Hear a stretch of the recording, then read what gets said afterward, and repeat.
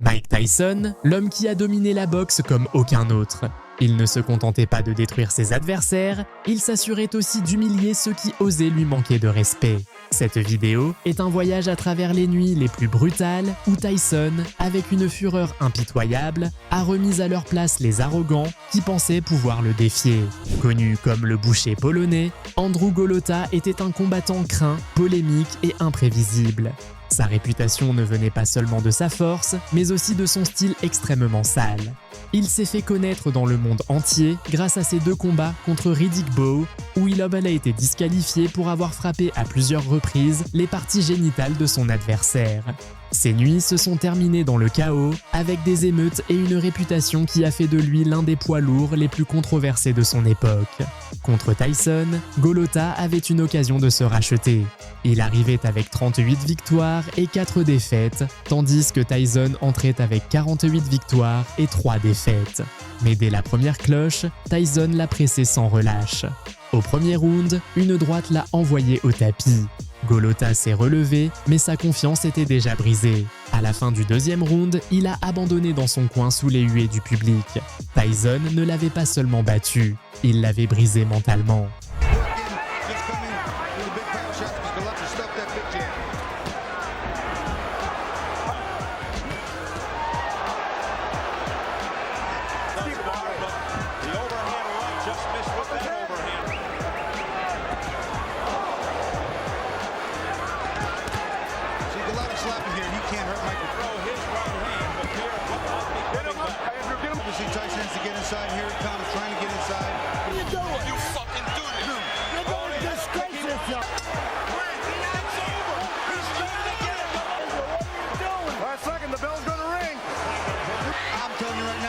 Buster Mathis Jr., fils du respecté Buster Mathis Sr., était un poids lourd technique, mobile et difficile à toucher. Il arrivait au combat avec 20 victoires et seulement une défaite, convaincu que son mouvement pouvait neutraliser Tyson. Avant le combat, il avait clairement laissé entendre qu'il ne venait pas pour être une victime. Il pensait pouvoir le faire rater, le frustrer et transformer son retour en une nuit inconfortable. Mais Tyson ne revenait pas sur le ring pour jouer. Dès le début, il a fermé les espaces, frappé au corps et obligé Mathis à dépenser son énergie simplement pour essayer de s'échapper.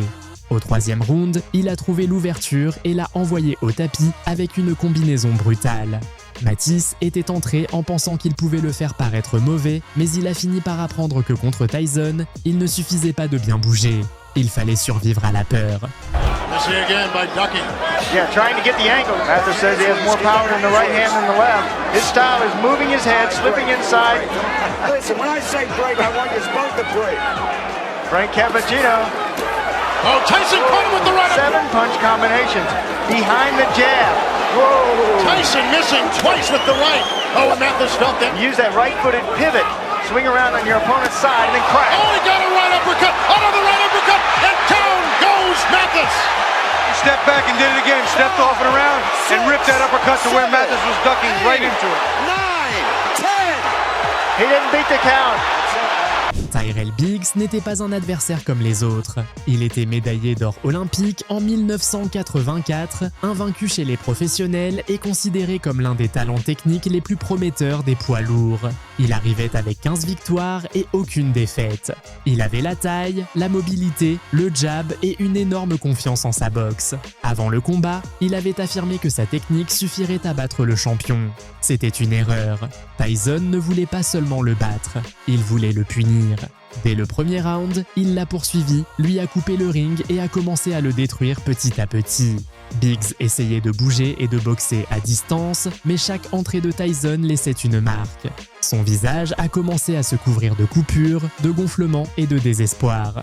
Au 7e round, Tyson l'a envoyé au tapis et a forcé l'arbitre à arrêter le combat. Le champion olympique a terminé détruit et humilié.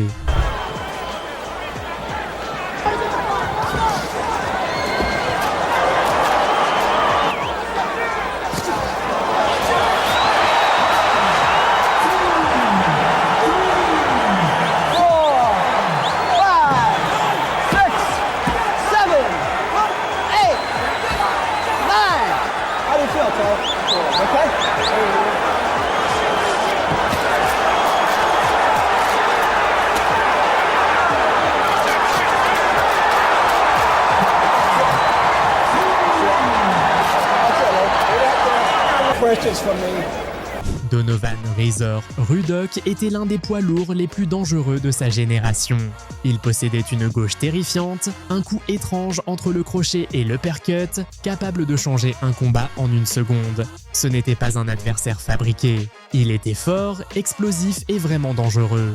Beaucoup pensaient qu'il pouvait poser de sérieux problèmes à Tyson, et lui aussi le croyait. Lorsqu'ils se sont affrontés en 1991, le combat a été une guerre. Rudock a connecté des coups durs et a montré qu'il n'allait pas tomber facilement. Mais cela n'a fait que réveiller la version la plus violente de Tyson. Iron Mike a commencé à avancer, absorbant le danger et répondant avec des combinaisons brutales. Au 7e round, Tyson a lâché une combinaison violente et l'arbitre a arrêté le combat.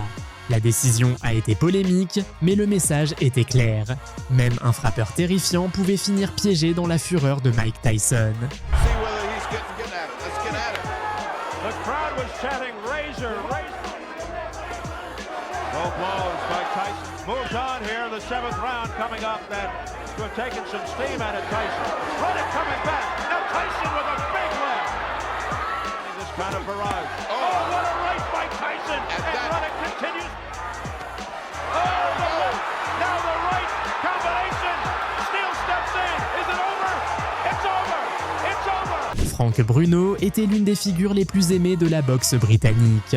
Grand, fort et doté d'une droite capable de blesser n'importe quel poids lourd. Il avait déjà perdu contre Tyson en 1989, mais lors de la revanche en 1996, il est arrivé convaincu que cette fois, ce serait différent. Il était champion du monde, il avait le soutien de tout un pays et il avait déclaré qu'il pouvait mettre Tyson KO. Mais Tyson n'avait rien oublié.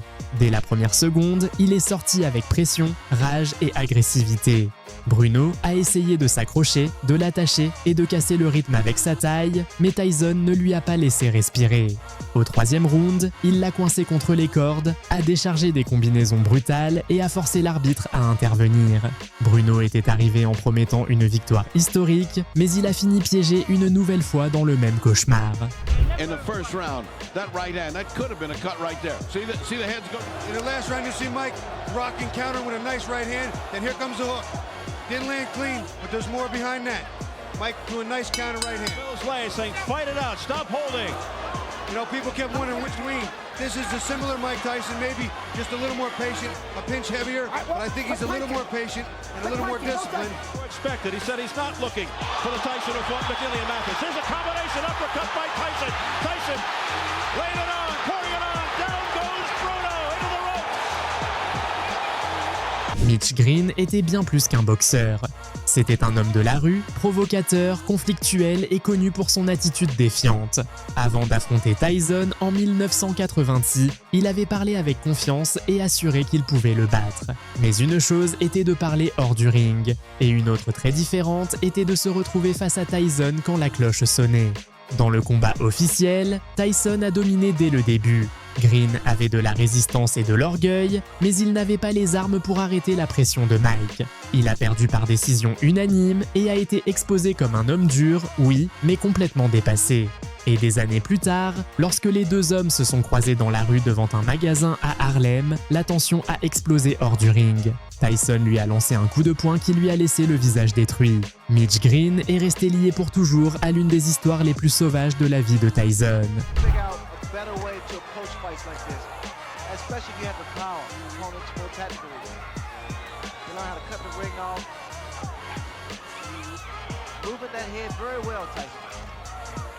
Took a couple of shots, but still, one problem I see with Tyson is the fact he Mitch Blood Green. The crowd not real thrilled with the goings on here. Boxer puncher, and it's been pretty much of a dance for Mitch Green. And we come to just about the end of it here. Another day in the classroom. Big left hand to end things. Peter McNeely, surnommé Hurricane, était connu davantage pour son charisme que pour son véritable niveau parmi l'élite. Il arrivait avec 36 victoires et seulement une défaite, mais le contexte était énorme. C'était le premier combat de Tyson après sa sortie de prison. Le monde entier voulait voir ce qu'il restait d'Iron Mike. Et McNeely a décidé de devenir une partie du spectacle. Il a promis d'attaquer, de mettre la pression et de surprendre Tyson. C'était une mauvaise décision. Quand la cloche a sonné, il est sorti comme un ouragan, mais ce courage n'a duré que quelques secondes. Tyson l'a envoyé au tapis presque immédiatement. McNeely s'est relevé, a essayé de continuer, mais il est retombé peu après. Son coin a jeté l'éponge et le combat s'est terminé en moins de 90 secondes. McNeely avait promis la guerre, mais il a fini transformé en avertissement vivant de ce qu'il ne faut jamais faire avant d'affronter Mike Tyson.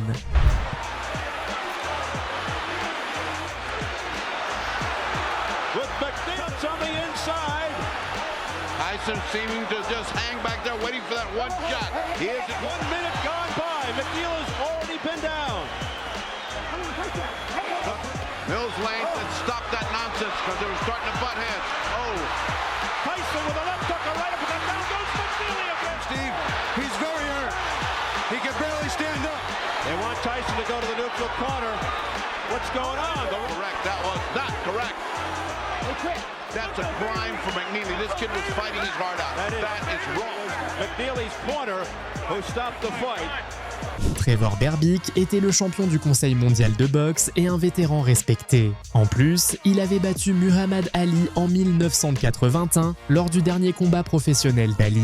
Pour Tyson, cela ajoutait une charge émotionnelle énorme. Berbick n'était pas seulement le champion, il était l'homme qui avait vaincu l'idole de Mike lors de sa triste dernière apparition sur un ring. Tyson n'avait que 20 ans, mais il combattait comme une force destinée à détruire. Dès le premier round, il a attaqué avec une vitesse et une puissance que Berbick n'a pas pu comprendre. Au deuxième round, un crochet gauche l'a envoyé au tapis. Berbick a essayé de se relever, mais ses jambes ne lui répondaient plus. Il est tombé, s'est relevé, a de nouveau vacillé, puis est retombé. Cette nuit-là, Tyson est devenu le plus jeune champion du monde poids lourd de l'histoire.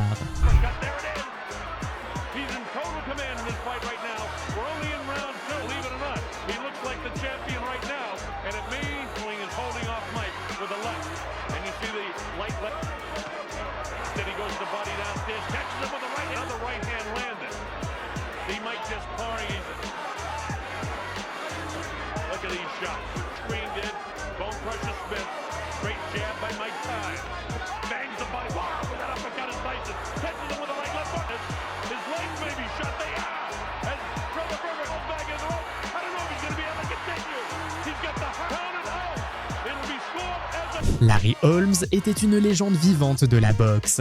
Il avait été champion du monde pendant des années et possédait l'un des meilleurs jabs de l'histoire. Mais il était aussi l'homme qui avait battu Muhammad Ali en 1980. Pour Tyson, Ali était une idole et affronter Holmes avait une signification spéciale. Avant le combat, Holmes a assuré qu'il pouvait mettre le jeune champion KO. Mais Tyson est entré avec une intensité différente. Holmes a essayé de bouger, d'utiliser son jab et de survivre grâce à son expérience, mais Tyson l'a enfermé petit à petit. Au quatrième round, il l'a envoyé au tapis 3 fois avec des combinaisons violentes jusqu'à ce que l'arbitre arrête le combat. Holmes, qui n'avait jamais été mis KO auparavant, est tombé face à un Tyson impitoyable.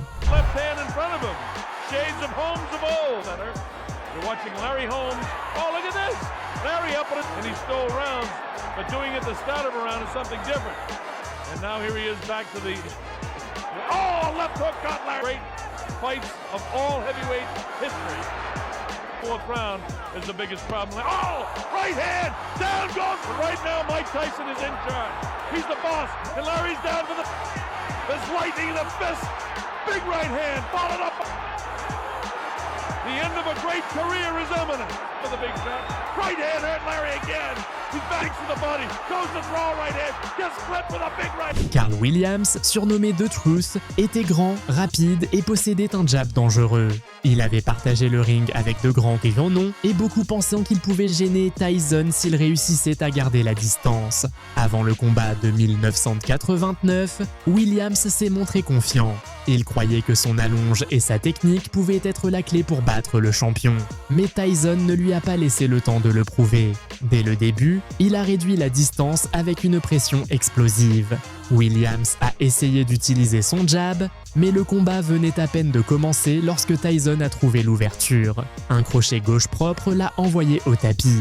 Même s'il a réussi à se relever, l'arbitre a arrêté le combat. Williams était arrivé avec confiance, mais il est reparti sans avoir eu l'occasion de démontrer quoi que ce soit.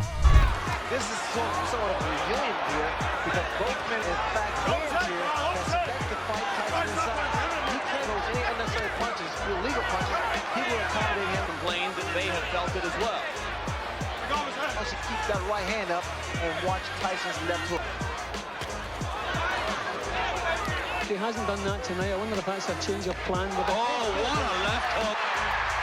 Cold in the first round. Is he going to count him out or let him go on? He's done with... Chacun de ces hommes est arrivé avec une histoire, une promesse ou une réputation. Certains étaient champions, d'autres étaient invaincus, d'autres étaient sales, arrogants, techniques, forts ou simplement trop confiants. Mais tous ont découvert la même chose. Contre Mike Tyson, le respect n'était pas une option. Parce que si tu montais sur le ring en pensant pouvoir le provoquer, l'humilier ou le défier sans en payer le prix, Tyson transformait cette confiance en peur. Ce n'était pas seulement sa puissance de frappe, ce n'était pas seulement sa vitesse. C'était cette sensation que, lorsqu'un homme le défiait, il ne cherchait pas simplement à gagner, il cherchait à laisser une marque. C'est pour cela que ces combats restent gravés dans les mémoires, parce qu'ils ne ressemblaient pas à de simples combats, ils ressemblaient à des punitions. Et chaque adversaire qui a osé trop parler, trop croire en lui ou trop le provoquer, a fini par apprendre la même leçon brutale. Tu peux monter sur le ring avec de la réputation, un palmarès, des muscles ou de grands mots. Mais face à Mike Tyson, tout cela peut disparaître en un seul coup.